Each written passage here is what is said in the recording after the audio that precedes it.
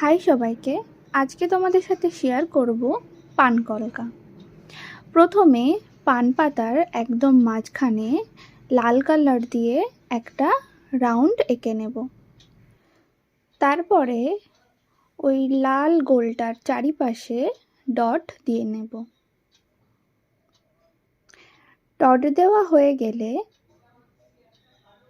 তকলকা এঁকে নেব গোলের চারিদিকে। তকলকার মুখগুলো সব সেম দিকেই রাখবো। সব সাইডে তকলকা আঁকা হয়ে যাওয়ার পরে তকলকাটির অপোজিট দিকেও আর একটা তকলকা দেব। এটি কি করব, একটি তকলকা ছেড়ে ছেড়ে দেব এবং সব কটা দেওয়া হয়ে যাওয়ার পরে উপরের তকলকাটার উপরে পাতা দিয়ে নেব এবং পাতা দেওয়া কমপ্লিট হয়ে গেলে মাঝখানে একটা বড় ডট দিয়ে নেব এবং যে উপরে পাতা দিয়েছিলাম সেটার সামনে ও পিছনে একটা করে পাতা দিয়ে নেব।